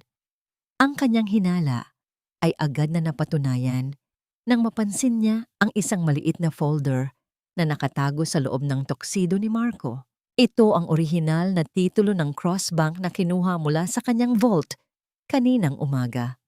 Ang lahat ng drama ni Marco, ang stuffed toy, ang mga luha, ay isa lamang pambubulag para makuha ang tiwala niya at manakaw ang mga dokumentong kailangan ni Gabriel para bawiin ang bangko. Tumalikod si Rina at naglakad patungo sa silid kung saan natutulog ang kanyang mga anak. Dahan-dahan niyang hinaplos ang malambot na pisngi ng kanyang bunso. Ang init ng balat ng sanggol ay tila nagbigay sa kanya ng lakas na kailangan niya. Sa gitna ng kaguluhan at pagtatraidor, ang inosenteng mukha ng kanyang mga anak ang nagsilbing kanyang angkla. Doon niya napagtanto na ang patawad ay hindi ibinibigay sa mga taong ginagamit ang pag-ibig para sa pansariling interes. Akala mo ba ay madadaig mo ako sa parehong laro, Marco? Ang malamig na tanong ni Rina pagbalik niya sa ballroom. Gamitin mo ang mga bata para sa iyong plano at sisiguraduhin kong hinding-hindi mo na sila makikita kahit sa anino man lang. Biglang lumakas ang tunog ng isang alarm sa loob ng hotel. Ang mga ilaw ay nagsimulang mag-crap at ang boses ni Attorney Solis ay umalingaungaw sa kanyang earset. Miss Rina, kailangan nating lumabas. May nagsabotahe sa generator at ang mga tauhan ni Gabriel ay pinaliligiran na ang gusali. Isang malakas na pagsabog ang narinig mula sa parking lot na naging sanhi ng pagyanig ng buong ballroom. Ang mga kristal na chandelier ay nagsimulang magduyan ng marahas at ang mga basag na bubog ay nagsimulang mahulog mula sa itaas. Sa gitna ng usok at kaguluhan, nakita ni Rina si Gabriel na nakatayo pa rin. Ang kanyang tungkod ay nakaturo sa kanya. Oras na para tapusin ang lahat, Rina. Kung hindi ko makukuha ang bangko, walang sino mang makakakuha nito. Sa gitna ng nagbabadyang kamatayan, doon mo lamang matatanto na ang lahat ng bilyong dolyar sa mundo ay tila mga walang silbing papel kapag ang buhay ng iyong mga anak ang nakataya sa bawat segundo ng paghinto ng oras. Ang bawat detalye sa loob ng ballroom ay tila dahan-dahang gumagalaw sa paningin ni Rina. Ang malaking chandelier na gawa sa libo-libong kristal ay bumibigay na mula sa kisame. Ang bawat kadena nito ay unti-unting napapatid. Sa ilalim nito, ang tatlong kuna ng kanyang mga anak ay tila mga maliliit na target sa gitna ng isang malupit na tadhana. Sa kabilang banda, nakita niya si Marco na hawak ang folder ng Crossbank, ang susi sa kanyang kapangyarihan at yaman. Habang ito ay patakbong papalayo, patungo sa pintuan kung nasaan si Gabriel. Hindi nag-isip si Rina. Wala siyang naramdamang pag-aalinlangan. Ang kanyang mga paa, na dati ay nanghihina dahil sa tahi ng operasyon, ay biglang nagkaroon ng lakas na tila ba ang kanyang mga ugat ay binuhusan ng kumukulong apoy. Tinalikuran niya ang folder, tinalikuran niya ang yaman, at buong lakas na tumalon patungo sa mga kuna. Ang mga anak ko! Ang tanging sigaw na lumabas sa kanyang tuyot na lalamunan. Sa isang iglap, bago pa man tuluyang humampas ang mga kristal sa sahig, nagawa ni Rina na itulak ang mga kuna patungo sa ilalim ng isang matibay na lamesang gawa sa mahogany. Ang sumunod na sandali ay ang nakatutulig na paghampas ng mga kristal sa sahig. Ang bawat piraso nito ay sumabog at naging libo-libong matatalim na bubog na lumipad sa bawat sulok ng silid. Naramdaman ni Rina ang pagbaon ng ilang piraso sa kanyang likuran habang ginagamit niya ang sariling katawan bilang panangga para sa kanyang mga anak. Nang tumigil ang pagbagsak ng mga debris, ang katahimikan ay nababalot ng makapal na alikabok at amoy ng usok. Dahan-dahang iminulat ni Rina ang kanyang mga mata, ang kanyang pandinig ay tila nababalot ng isang mahabang ugong. Ang tanging hinahanap niya ay ang tunog ng paghinga ng kanyang mga sanggol. At doon, sa ilalim ng lamesa, narinig niya ang mahinang ungal ng isa sa mga ito. Sila ay ligtas. Nakadapa si Rina sa maruming karpet. Ang kanyang dugo ay dahan-dahang kumakalat sa puting tela ng kanyang gown. Ngunit ang kanyang mga kamay ay mahigpit na nakahawak sa binti ng kuna. Sa gitna ng takot at sakit, isang mapayapang ngiti ang sumilay sa kanyang mga labi. Sa sandaling iyon, alam niya na wala ng anumang yaman ang makakapantay sa halaga ng mainit na hininga ng kanyang mga anak sa kanyang palad. Siya ay isang ina bago siya naging isang bilyonarya. At ang katotohanan iyon ang nagbigay sa kanya ng pinakamalaking tagumpay. Samantala, sa gitna ng usok, nakita niya si Marco. Nakatayo ito malapit sa pinto, hawak pa rin ang folder. Ngunit ang kanyang muka ay puno ng panginginig.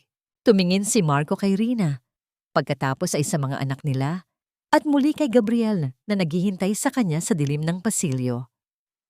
Marco, ibigay mo na ang folder at umalis na tayo, ang bulyaw ni Gabriel. Ngunit napatigil si Marco nang makita niya ang dugo sa likod ni Rina. Nakita niya ang sakripisyo ng babaeng minsan niyang itinapon sa ulan. Ang huling hibla ng kanyang pagkatao ay tila pilit na gumigising. Tumingin siya kay Gabriel at doon niya napagtanto na siya ay ginagamit lamang bilang isang kasangkapan na madaling itapon kapag wala ng silbi.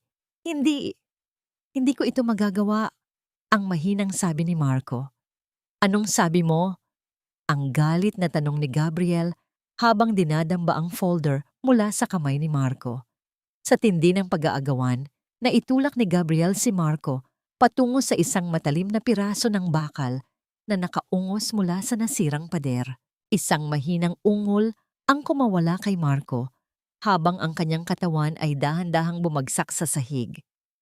Kinuha ni Gabriel ang folder at mabilis na tumakas sa kadiliman. Iniwan ang kanyang pamangkin at si Marco sa gitna ng naglalagablab na gusali. Gumapang si Marco patungo kay Rina. Ang kanyang bawat paggalaw ay may kasamang matinding hapdi. Rina, patawarin mo ako. Ang mga bata. Iligtas mo ang mga bata. Ang huling na ibulalas ni Marco bago mawala ng malay. Dahan-dahang binuhat ni Rina ang kanyang mga anak, isa-isa, sa gitna ng papatinding usok. Wala siyang pakialam sa folder na nawala. Wala siyang pakialam sa bilyon-bilyong dolyar na maaaring makuha ni Gabriel. Ang tanging nasa isip niya ay ang makalabas sa impyernong ito. Habang papalabas siya ng ballroom, nakita niya ang anino ng isang tao sa dulo ng pasilyo. Isang tao na hindi niya inaasahan. Ito ay si Tanya, na nakatayo at may hawak na isang susi. Ang kanyang mga mata ay walang emosyon. Ibigay mo sa akin ang titulong yan, Rina, o panoorin mong lamunin ng apoy ang lahat ng pinaghirapan ng ating ama. Isang pirma mo lang at hahayaan kitang makalabas kasama ang mga batang iyan. Ang boses ni Tanya ay tila isang matalim na kuko na kumakalmot sa gitna ng makapal na usok. Nakatayo siya sa tapat ng exit. Ang kanyang mukha ay nababalot ng isang mapanganib na kislap ng kasakiman. Sa kanyang kamay, mahigpit niyang hawak ang tunay na folder ng Crossbank, ang tanging bagay na naghihiwalay kay Rina sa kanyang kapangyarihan. Sa kabilang banda, si Rina ay nakaluhod sa sahig, Ang kanyang gown ay punit-punit at basa ng sarili niyang dugo mula sa mga sugat sa kanyang likod. Ngunit sa kanyang mga bisig, mahigpit niyang yinakap ang kanyang 3 anak. Ang bawat paghinga niya ay may kasamang hapdi mula sa usok na pumapasok sa kanyang baga.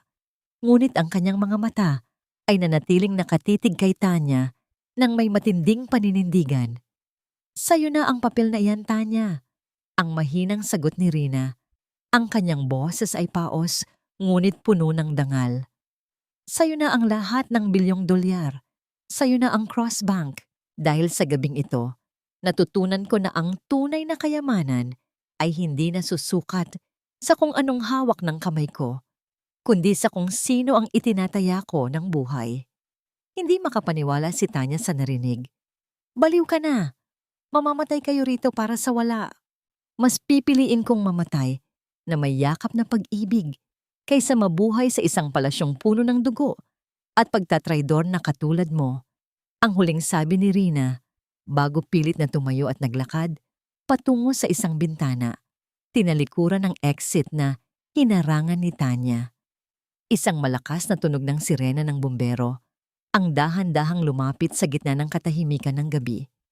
Ang mga bintana ay nabasag mula sa labas at ang sariwang hangin ay pumasok, nagbibigay ng bagong hininga kay Rina. Ang mga rescue team ay mabilis na pumasok, iniligtas si Rina at ang kanyang mga anak mula sa naglalagablab na ballroom. Si Tanya, sa kanyang pagtatangkang itago ang folder, ay nadapa at mabilis na napalibutan ng mga awtoridad na kanina pa siya hinahanap dahil sa mga ebidensyang ipinadala ni Marco. Makalipas ang 1 taon, ang sikat ng araw ay masayang sumisilip sa mga bintana ng bagong Cross Estate. Wala na ang amoy ng usok at takot.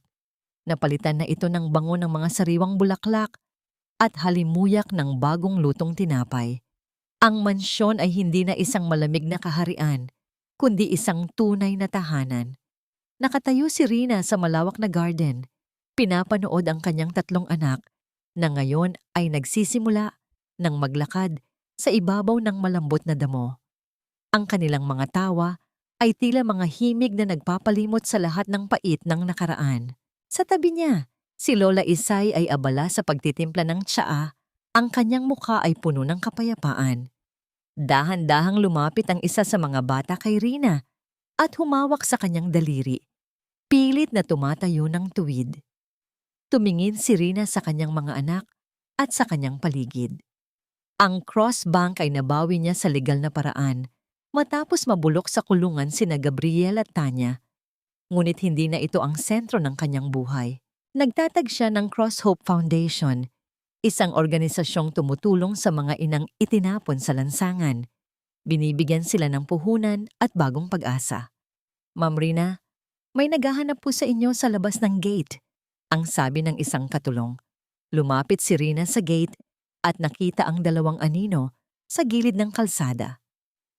Si Marco, na ngayon ay pilay at gumagamit ng saklay, at si Doña Cielo, na nakaupo sa isang lumang wheelchair at tila wala na sa sariling isip. Ang kanilang mga suot ay kupas at puno ng tagpi. Ito ang gabi ng bagong taon, ang anibersaryo ng gabing itinapon nila si Rina. Napatigil si Marco nang makita si Rina. Wala sa kanyang mukha ang galit, kundi isang matinding kahihiyan. "Rina, hindi kami narito para humingi ng pera. Gusto ko lang sanang humingi ng tawad sa huling pagkakataon at para ibigay ito." Iniabot ni Marco ang asul na kunehong laruan na ngayon ay malinis na at tinahing muli ang mga punit. "Sana maibigay mo ito sa kanila." Tiningnan ni Rina ang laruan. Pagkatapos ay tumingin siya sa langit, kung saan ang mga unang paputok ay nagsisimula nang magbigay ng kulay sa dilim. Ang tunay na hantungan ng bawat paglalakbay ay hindi ang lugar kung saan mo natagpuan ang iyong korona, kundi ang sandali kung kailan ang iyong puso ay naging sapat na malawak para magpatawad nang hindi nakakalimot sa mga aral ng kahapon. Ang hangin ng gabi ng bagong taon ay umiihip ng may dalang lamig, Ngunit hindi na ito ang malupit na ginaw na naramdaman ni Rina 1 taon na ang nakalilipas. Ngayon, ang bawat bugso ng hangin ay tila isang banayad na haplos na nagpapapaalala sa kanya na ang bagyo ay lumipas na. Nakatayo siya sa harap ng malaking gate ng Cross Estate, nakatingin sa 2 taong dati ay naging sentro ng kanyang mundo. Ngunit ngayon ay tila mga estranghero na lamang na binura ng panahon. Si Marco, na nakasandal sa kanyang saklay, ay dahan-dahang iniabot ang asul na kunehong laruan. Ang kanyang mga mata ay hindi na naghahanap ng yaman, kundi ng kahit katiting na pagkilala mula sa babaeng kanyang sinira. Sa likod niya, si Doña Cielo ay nakatingin sa kawalan. Ang kanyang mga kamay ay pilit na nilalaro ang laylayan ng kanyang kupas na damit. Tila ba naghahanap pa rin ng mga diamanteng matagal nang nawala. "Salamat, Marco," ang mahinang sabi ni Rina habang tinatanggap ang laruan. Naramdaman niya ang gasgas na tela nito, isang simbolo ng isang nakaraang puno ng sugat, ngunit pinilit na tahiin muli. Ang laruang ito ay may lugar sa silid ng mga bata, ngunit ikaw, wala ka ng lugar sa buhay namin. Yumuko si Marco. Ang kanyang mga balikat ay nanginginig sa isang tahimik na hikbi. "Alam ko, Rina, hindi ako narito para humingi ng higit pa sa iyong patawad. Nais ko lang na malaman mo na sa bawat gabi ng aking paghihirap, ang huling imaheng nakikita ko ay ang mukha mo noong gabing itinulak kita sa ulan. Iyon ang impyernong dadalhin ko hanggang sa huling hininga ko." Lumapit ang maliit na batang lalaki na kasama ni Attorney Solis, si Leo. Dahan-dahan niyang hinawakan ang kamay ni Rina. Ang kislap sa mga mata ng bata ay tila isang salamin ng kaluluwa ni Elijah Cross. Sa harap ng pagkawasak ng mga web, ang pagdating ni Leo ay tila isang paalala na ang buhay ay palaging nagbibigay ng bagong usbong sa gitna ng mga tuyong dahon. "Miss Rina," ang boses ni Attorney Solis ay puno ng formalidad ngunit may halong lambot. "Si Leo ay ang anak ng tanging babaeng tunay na minahal ng iyong ama bago siya pumanaw, isang lihim na itinago niya para protektahan ng bata mula kay Gabriel. Ang huling vault na tinutukoy ng iyong ama ay hindi naglalaman ng pera, kundi ang mga liham ng pag-ibig at ang pangakong ikaw ang gagabay sa batang ito para maging isang mabuting tao. Ang yaman ng cross ay para sa mga may pusong marunong mag-alaga." Tumingin si Rina kay Leo, pagkatapos ay muling binalingan ang mga web. "Hindi ko kayo pababayaan na mamatay sa gutom, Marco. Magpapadala si Attorney Solis ng sapat na pondo para sa isang maliit na bahay sa probinsya at para sa panggamot ng iyong ina. Ngunit iyon na ang huli. Huwag na kayong babalik sa aming harapan. Ang katarungan ay tapos na at ang awa ko ay may hangganan." Tumalikod si Rina, kasama si Leo at ang kanyang 3 anak na dahan-dahang lumalapit sa kanya mula sa loob ng garden. Ang tunog ng mga yabag ni na Marco na dahan-dahang lumalayo sa kalsada ay unti-unting nalunod sa ingay ng mga paputok na nagsisimula ng magbigay ng kulay sa langit. Ang bawat pagsabog ng liwanag sa kalawakan ay tila isang hudyat ng kanyang ganap na paglaya. Sa loob ng mansyon, ang hapagkainan ay puno ng pagkain, ngunit ang mas mahalaga ay ang init ng pagmamahalan na bumabalot sa bawat isa. Wala na ang takot, wala na ang puot. Si Rina ay hindi na lamang ang reyna ng Medianoche dahil sa kanyang bilyon-bilyong dolyar. Siya ang reyna dahil nagawa niyang itayo ang kanyang kaharian sa ibabaw ng pundasyon ng katapatan at pagmamahal. Habang ang orasan ay tumitibok patungo sa hating gabi, binuhat ni Rina ang kanyang mga anak at hinalikan sila sa noo. Tumingin siya sa malayo, kung saan ang anino ng Villa Webb ay tila isang alaala na lamang ng isang masamang panaginip. "Maligayang bagong taon, mga anak." Ang bulong ni Rina, ang kanyang boses ay puno ng pag-asa. Ngayon, ang ating kwento ay hindi na tungkol sa kung paano tayo itinapon, kundi tungkol sa kung paano tayo muling nabuhay. Ang bawat pagsikat ng araw sa dalampasigan ng kanilang bagong rest house sa Batangas ay tila isang banayad na paalala na ang panahon ay may sariling paraan ng paghihilom sa bawat sugat. 2 taon na ang nakalilipas mula ng gabing iyon sa hotel at ang dagat ay nananatiling kalmado. Ang mga alon ay dahan-dahang humahalik sa pampang na tila ba ibinubulong ang mga lihim ng kapayapaan. Nakatayo si Rina sa balkonahe. Ang kanyang buhok ay hinahampas ng sariwang hangin.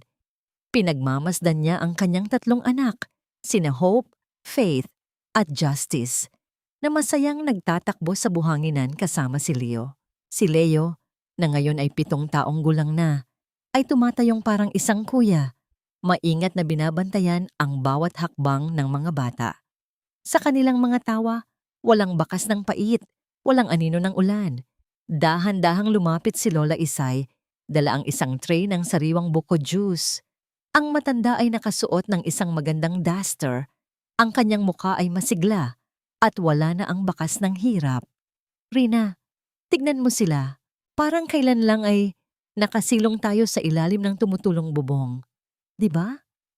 Ang sabi ni Lola Isay habang nakatanaw din sa mga bata. Opo, Lola. Minsan, kailangan nating maranasan ang pinakamalakas na bagyo para lamang matutunang pahalagahan ang bawat patak ng ulan. Ang sagot ni Rina nang may matamis na ngangiti. Nagawa na ba ni Rina na magpatawad? Sa loob ng 2 taon, pinili ni Rina na pakawalan ang puot. Hindi niya pinayagang maging bilanggo siya ng galit laban sa mga web. Ang pagpapadala niya ng tulong kina Marco at Doña Cielo sa probinsya ay hindi tanda ng kahinaan, kundi tanda ng kanyang ganap na paglaya. Pinatawad niya sila hindi dahil karapat-dapat sila, kundi dahil karapat-dapat ang kanyang kaluluwa sa katahimikan. Hindi niya sila hinayaang bumalik sa kanyang buhay, ngunit hindi na rin niya sila hinahabol ng sumpa. Ang katarungan ay naibigay na ng tadhana at sapat na yun para sa kanya. Natagpuan na ba ang bininyen? Oo. Ang kapayapaan ni Rina ay hindi nanggagaling sa 10 bilyong dolyar na nasa kanyang pangalan sa Crossbank.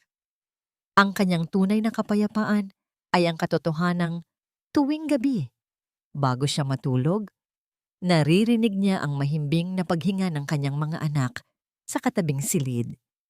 Ang kapayapaan ay ang kawalan ng takot na baka bukas ay mawala ang lahat. Dahil alam na niya na kahit mawala ang lahat ng material na bagay, mananatili siyang buo dahil sa kanyang pananalig at pagmamahal.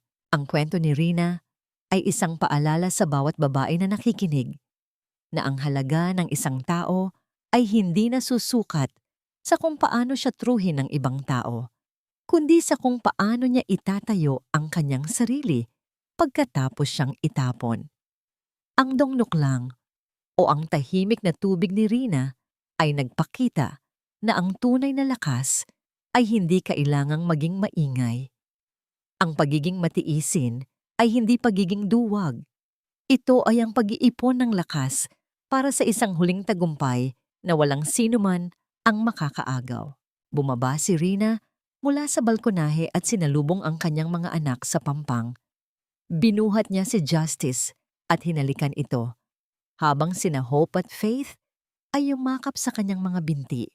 Si Leo ay lumapit din at iniabot ang isang magandang kabibe na nahanap niya. Para sa iyo, Ate Rina. Sabi nila, kapag inilagay mo ito sa iyong tainga, maririnig mo ang kanta ng dagat. Ang sabi ng bata. Inilagay ni Rina ang kabibe sa kanyang tainga at pumikit. Hindi kanta ng dagat ang kanyang narinig, kundi ang tinig ng kanyang ama, si Elijah Cross, na tila ba bumubulong sa hangin. Ngayon, ikaw na ang tunay na Cross, Rina, dahil natutunan mo ng magmahal ng walang kapalit. Isang huling sulyap ang ibinigay ni Rina sa malawak na karagatan. Ang kanyang kwento ay hindi natatapos sa paghihiganti, kundi sa isang walang hanggang pagmamahal.